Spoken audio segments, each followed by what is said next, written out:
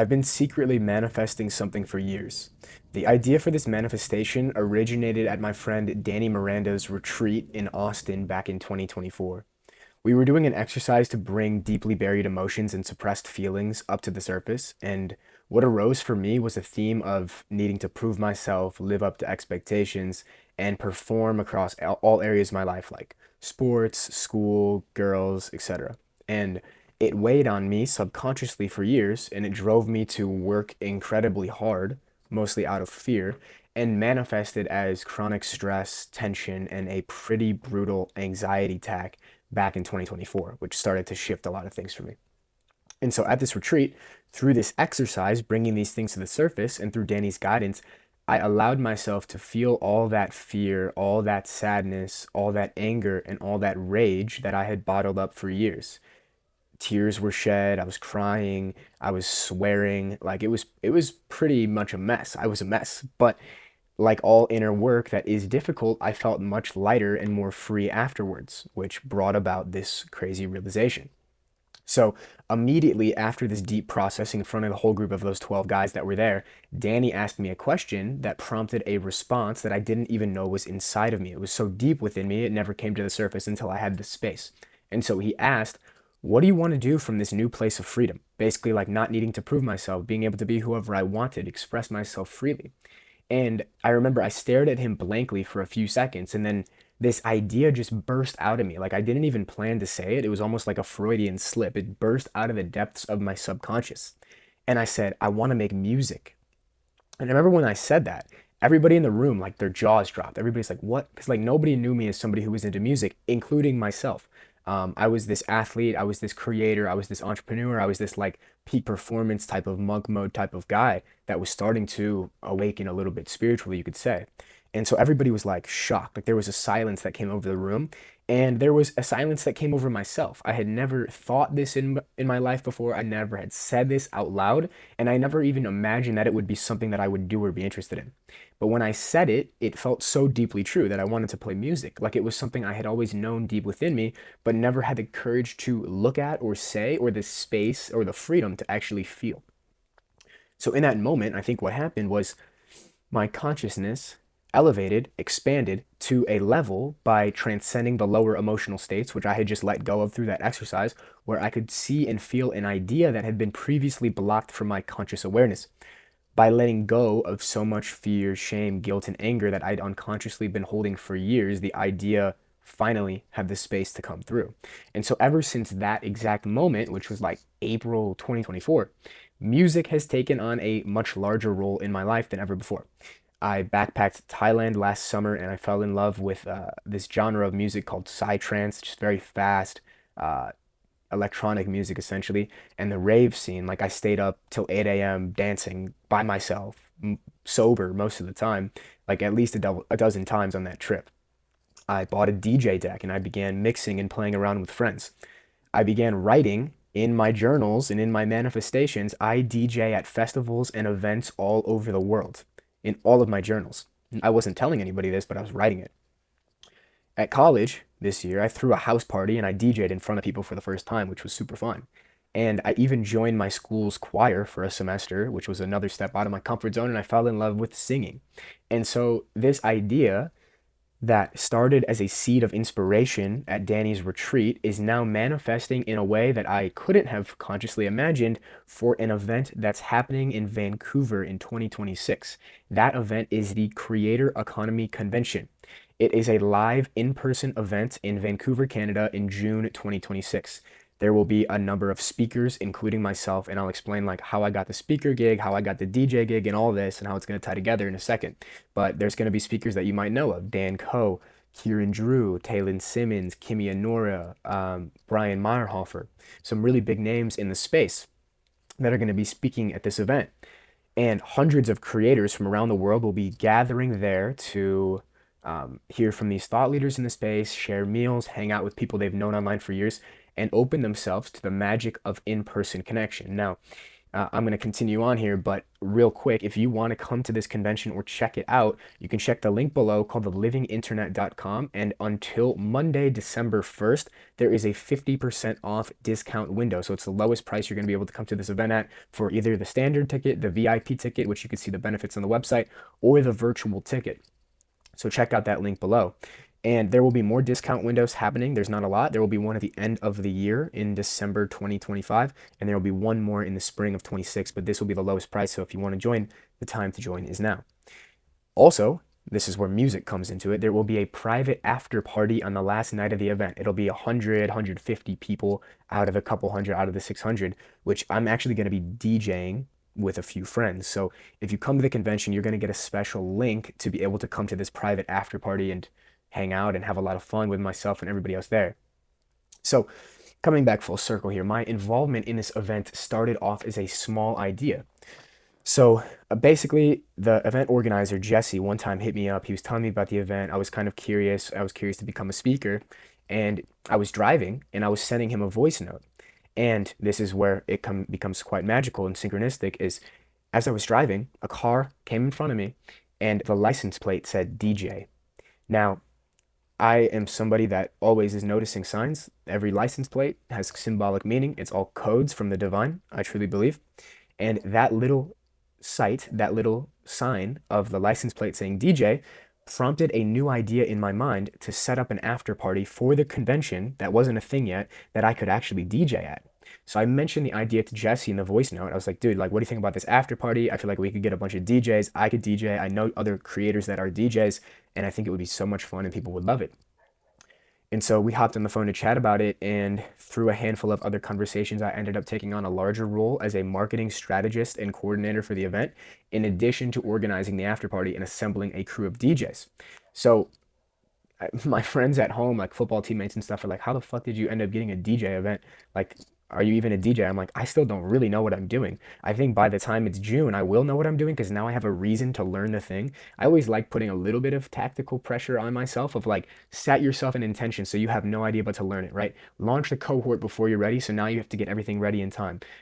Put yourself in the spotlight as a DJ for an event without even knowing how to DJ so that by the time it's the time of the event, you have to learn it. That's kind of my philosophy, right? You have to put yourself into situations that are going to expand you before you're ready. Um, so yeah, I want to zoom out here a little bit and get philosophical about the creator economy, right? So like, I've been a creator. I've been making YouTube videos. I've launched a bunch of cohorts. I've done a lot of creator consulting. I've done a lot of ghostwriting and business marketing work in this space for a few years. And now I got this new position as a marketing coordinator at this big event, and it's super fun. And I'm also DJing. So how the fuck did this all tie together, and how can you actually apply it? So we've all heard of the creator economy, most likely if you're watching this video, but I want to reframe it a little bit and call it the polymath economy. Now, what's a polymath? A polymath, a good example of a polymath is somebody like Leonardo da Vinci. He could do mathematics, he could paint, he could write, he could draw, he was a astronomer, right? Like he could do so many different things. So he's a polymath. A polymath is somebody with multidisciplinary skill sets and talents. And in the past, unless you were of the likes of Da Vinci, which even at the time, like I believe he was super poor for most of his life. Like a lot of these geniuses, polymaths, artists, they were poor for most of human history because up until maybe 20 years ago, the system rewarded specialization. It was more profitable to become narrow and focus on I'm an accountant, I'm in finance, I'm a carpenter, and just stick in that skill set because in that niche, you carve yourself a niche. And the classic statement is the riches are in the niches, right? The riches, the money is where you can find a solid niche and position yourself. However, in this transition into the digital economy, into the decentralization of money, into the decentralization of power, into the age of Aquarius, if you want to look at it from an astrological lens, that is shifting. It's shifting from the narrow specialist to the broad generalist. It's shifting from the person who focuses on one domain to the person who can synthesize and combine multiple domains in a way that makes them truly unique, irreplaceable, and highly, highly valuable. So this is going to all tie into my music example here. So never in my life did I think that music would be a skill on my resume that I could leverage in a business context. But for this event, now I'm the marketing strategist for, music was the entry point. right, for a larger role where I could bring my marketing and content skills as complementary pieces to the offer. But it was actually music, something that is on the surface tangential or unrelated to business, that was my entry point where I could combine multiple skills and literally create a role for myself out of thin air.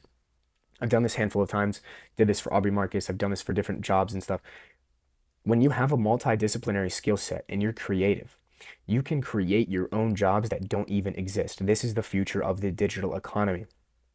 So, this personal story is a beautiful example of the broader nature of the evolution of the creator economy.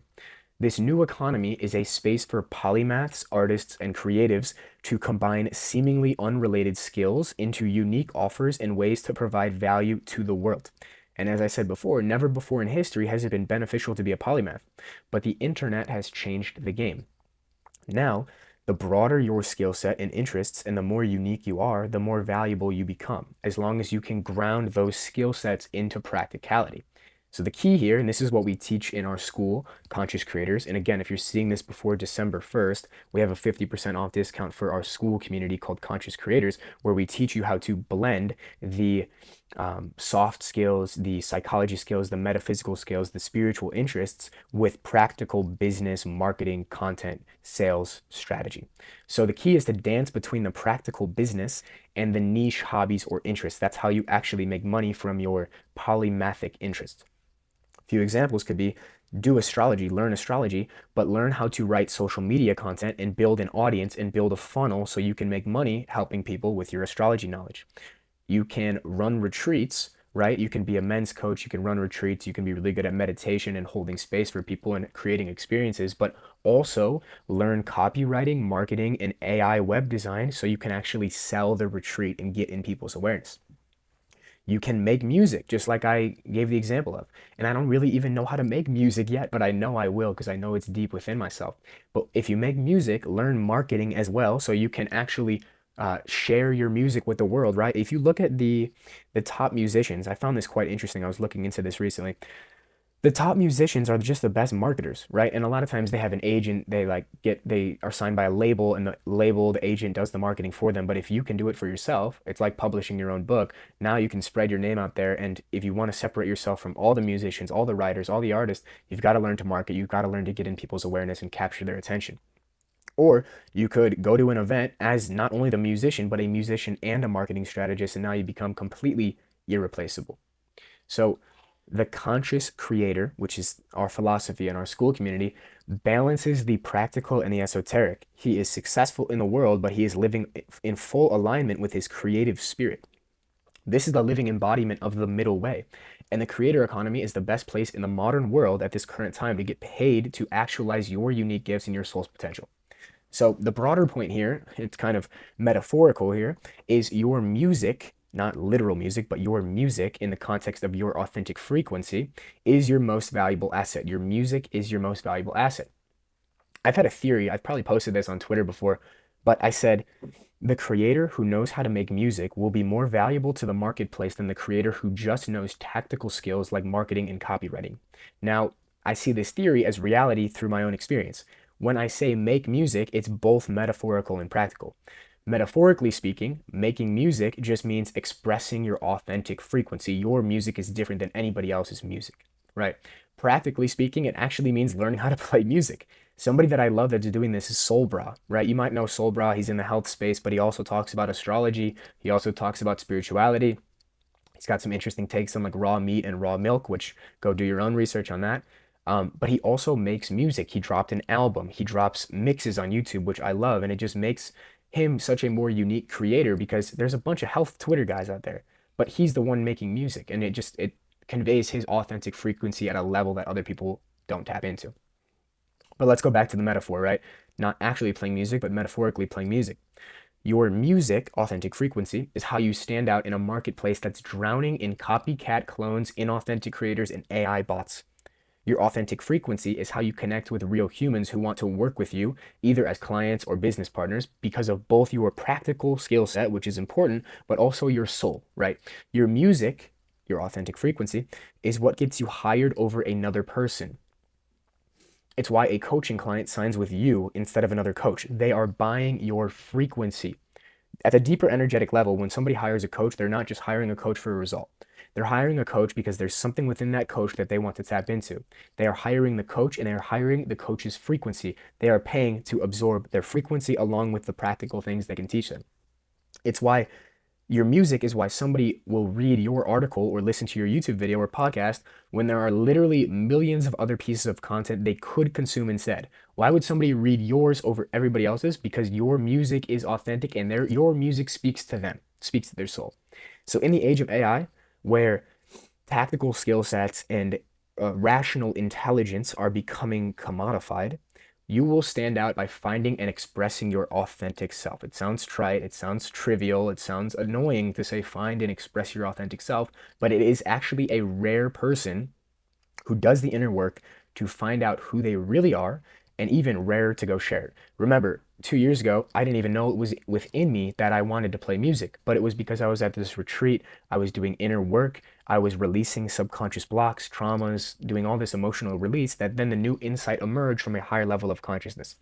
I probably said it in other videos, but it's like Einstein said, no problem can be solved from the same level of consciousness that created it. So that means your next insight, your breakthrough will come from a higher level of consciousness, which is a result of clearing the lower energy levels, and doing the work to expand your consciousness where new insights will emerge.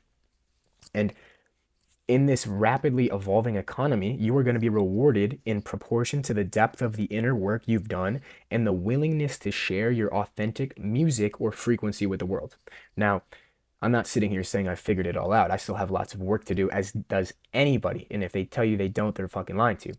But I hope my DJ story that I just told you inspires you to think outside of the box of what's possible in this creator space, okay? You can create your own job. You can combine seemingly unrelated interests like astrology, music, and numerology with practical marketing, content strategy, and business skills, right? There are so many more possibilities in this space than you think. You just have to find out through experience how to combine them. And I can't do that for you, but I can teach you the principles. So if you want more of these type of videos, subscribe to this channel, like the video, send it to a friend. It would help me continue to go create more of these videos. Subscribe to my Substack where I'm going to drop more in-depth articles.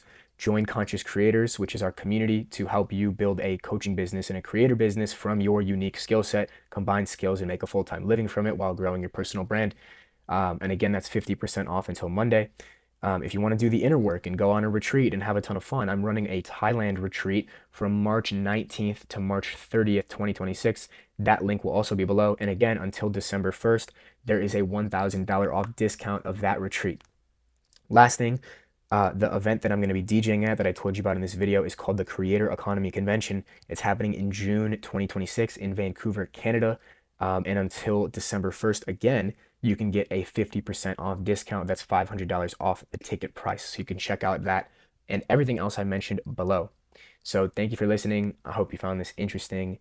I appreciate your time and attention, and have a beautiful weekend. And I hope to see you inside some of these different containers. Peace.